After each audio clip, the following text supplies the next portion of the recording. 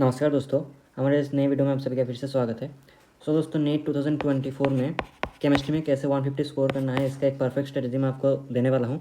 कोई motivational video नहीं है कि 16 घंटे पढ़ लो, 12 घंटा पढ़ लो, वन शॉट देख के पूरा कवर कर लो, ऐसा कुछ नहीं बताऊँगा। 5 सिंपल स्टेप्स बताऊँगा, एकदम जेन्युइन स्टेप्स, इनको आप फॉलो कर सकते हैं। वीडियो को अच्छी लगे, वीडियो को पूरा देखना, अच्छी लगे तभी लाइक करना और तभी चैनल को सब्सक्राइब करना, क्योंकि ऐसे ही नीट से रिलेटेड हर एक वीडियो मैं इस चैनल पर लाता रहूँगा। ठीक है, तो चलिए स्टार्ट करते हैं।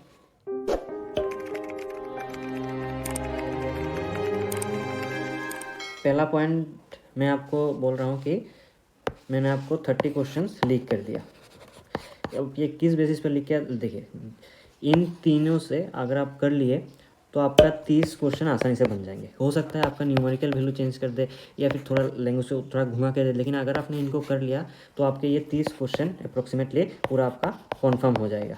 ठीक है, अब ये तीन कौन कौन से है? एक है पी वाई क्यू आप एकदम जब से नीट स्टार्ट हुआ है, नीट नहीं तब AIPMT हुआ करता था, करीब 1988 शायद, मुझे ठीक से याद नहीं है, 1988 से 2023 मतलब हमारे टाइम तक का पूरा PYQ करिए, उससे क्वेश्चन फंसेगा ही फंसेगा। ठीक है, हमारे टाइम में भी एक क्वेश्चन आया था फिजिक्स में, वो आपका था शायद 1993 या फिर ऐसा कुछ वाला, मैंने आके चेक किया था, मैंने करके गया था, इसलिए वो कैलकुलेशन करना भी, मतलब वो न्यूमेरिकल वैल्यू भी सेम था, तो मैंने डायरेक्ट आंसर मार्क कर दिया था विदाउट कैलकुलेशन। ठीक है, तो एक आता है आपका PYQ, दूसरा आता है आपका NCERT के एग्जाम्पल्स। एग्जाम्पल में जो आपका थ्योरेटिकल सवाल है उनको भी आपको करना चाहिए, क्योंकि उनसे भी आपका MCQ बना कर देते हैं। और एक है आपका एग्जाम्पलर के ऑब्जेक्टिव MCQs। अब ये एग्जाम्पलर क्या है, अब आपको नहीं पता तो एक छोटा सा NCERT का किताब आता है सिर्फ क्वेश्चन का, हर चैप्टर के 10-15 क्वेश्चन रहते हैं, आप आसानी से फ्री में PDF डाउनलोड कर सकते हैं गूगल से। ठीक है, तो जब तक आपका NTA रहेगा इन तीनों से आपका क्वेश्चन आएगा ही आएगा, तो इससे अप्रोक्सीमेट आपका 30 क्वेश्चन आ ही जाता है, मैंने ये एनालाइज करके देखा। ठीक है, या फिर बाकी यूट्यूबर, बड़े बड़े यूट्यूबर भी मैं बताते हैं, आप जाके देख लेना। ठीक है, ये गया पहला पॉइंट। नेक्स्ट आता है दूसरा पॉइंट। कुछ लोग ये चाहते हैं, ये हमारे टाइम तक ठीक था, मतलब 2023 तक ठीक था, कि कौन से चैप्टर का वेटेज कितना है। ठीक है, इंपॉर्टेंट चैप्टर, कौन से चैप्टर से ज़्यादा क्वेश्चन आएगा, कौन से चैप्टर से कम क्वेश्चन आएगा, तो इसे देख के ज़्यादा इंपॉर्टेंट चैप्टर आपने पढ़ लिया। तो इस बार क्या हुआ, इस बार आपका सिलेबस डिलीट हुआ, कुछ चेंज हुआ, कुछ नया इंक्लूड हुआ, तो इसे मैं नहीं बताने वाला। तो मैं आपको इसका एक सोल्यूशन नीचे बताने वाला हूँ, तो आप इसके मतलब सभी आपको पढ़ना ही पड़ेगा। ठीक है, आप इस बार रिस्क नहीं ले सकते, क्योंकि इस बार सिलेबस में बहुत ज़्यादा लफड़ा चल रहा है। हाँ, आप ये कर सकते हैं कि कुछ छोटे छोटे चैप्टर हैं उनको पहले ख़त्म कर लीजिएगा। ठीक है, इससे आपका 70+ आसानी से आ जाएगा। देखिए, एकदम छोटे छोटे चैप्टर्स में आपको बता रहा हूँ, ये इनको सब आपको आता है। ठीक है, देख लेना आप। देखिए, पहला आता है आपका मोल कॉन्सेप्ट। मोल कॉन्सेप्ट आपने 11 में पढ़ा हुआ है, उससे 2 क्वेश्चन आपके बनते हैं।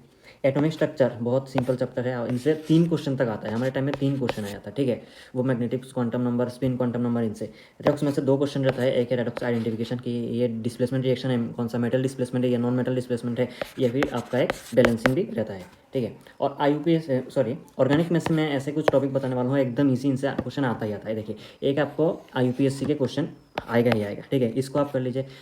आइसोमरिज्म का क्वेश्चन आपका आएगा ही आएगा, कि 2 कंपाउंड दे देगा, ये दोनों कौन से आइसोमर बिलोंग करते हैं। क्वालिटेटिव और क्वांटिटेटिव एनालिसिस बहुत सिंपल, 3-4 न्यूमेरिकल आपके एग्जांपल में, उनको कर लीजिएगा, उनसे डायरेक्ट आता है। सिग्मा बॉन्ड और लोन पेयर का कैलकुलेशन ये आपका आता ही आता है। और स्ट्रक्चर आइडेंटिफिकेशन, एक आपका स्ट्रक्चर दे देगा, ठीक है, उसको आइडेंटिफिकेशन करना। जैसे हमारे टाइम में विनाइल अल्कोहल टाइप का कुछ आया था, मुझे ठीक से याद नहीं, तो इसमें से आपका 5 क्वेश्चन आसानी से बनेंगे। देखिए, IUPAC एक, आइसोमरिज्म से एक, क्वालिटेटिव क्वांटिटेटिव एनालिसिस, फिर सिग्मा बॉन्ड लोन पेयर, फिर स्ट्रक्चर आइडेंटिफिकेशन, इसका आपका 5 क्वेश्चन बनता है। फिर सॉल्यूशन से आपका 2 क्वेश्चन आता है, एक आपका क्वालिटेटिव प्रॉपर्टी से के ऊपर जो थ्योरेटिकल सवाल आता है वो आता है, एक आपका आता है न्यूमेरिकल के लिए आप एग्जांपल कर लीजिए, आपका लिए मोर देन एनफ है। ठीक है, और बायोमोलिक्यूल्स एकदम छोटा इजी सा चैप्टर है, आपने बायोलॉजी में भी पढ़ा हुआ है, एक चैप्टर इससे एक क्वेश्चन इससे आता ही आता है। और थर्मोडायनामिक्स में क्या कीजिए, आप सिर्फ ग्राफ देख लीजिए। ठीक है, ग्राफ एक आएगा और एक आएगा आपका 3 जो थर्मोडायनामिक्स के लॉस है, इन 3 से एक आएगा ही आएगा।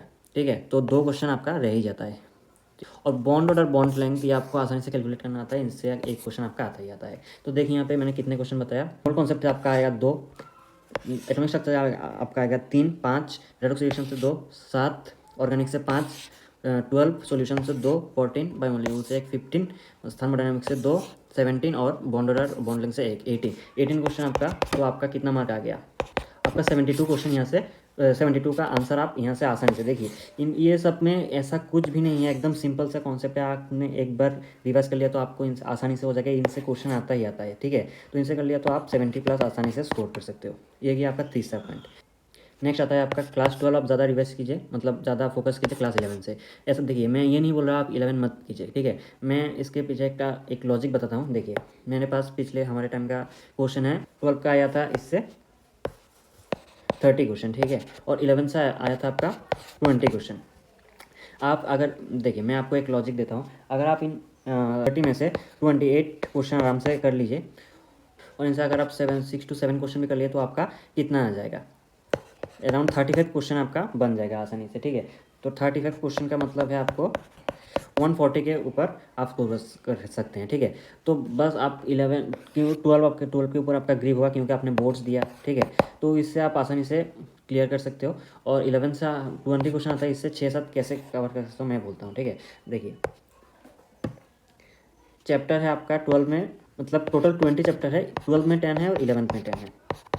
इस 10 में से अगर आप 2-3, मैंने यहाँ पे जो 11 का कॉन्सेप्ट बताया, जैसे मोल कॉन्सेप्ट 11 से आता है, एटॉमिक स्ट्रक्चर 11 से आता है, रेडॉक्स रिएक्शन 11 से आता है, फिर ये आइसोमरिज्म नोमेनक्लेचर ये सब 11 से आता है, ठीक है। Bond order, bond length, thermodynamics ये सब 11 से आता है। तो इससे आप आसानी से 5-6 या फिर 5-6 क्वेश्चन आसानी से कर सकते हो, ठीक है। या फिर 10 तक भी कर सकते हो, मैंने यहाँ पे जो बताया, ठीक है। देखो यहाँ पे 11 का कितना क्वेश्चन है, 5, 6, 7, 7, 5, 13, 14, 15। देखिए 15 क्वेश्चन आप यहाँ से आसानी से कर सकते हो, ठीक है। और 12 में आया था आपका 30 क्वेश्चन, 30 में से अगर आप 28 भी कर लिए तो आपका आसानी से, मतलब अप्रोक्सीमेट अगर आप 35 से 40 क्वेश्चन आपका सही हो गया तो आपको आसानी से 150+ हो जाएगा, ठीक है। तो मैंने ये एक रफ आइडिया दिया।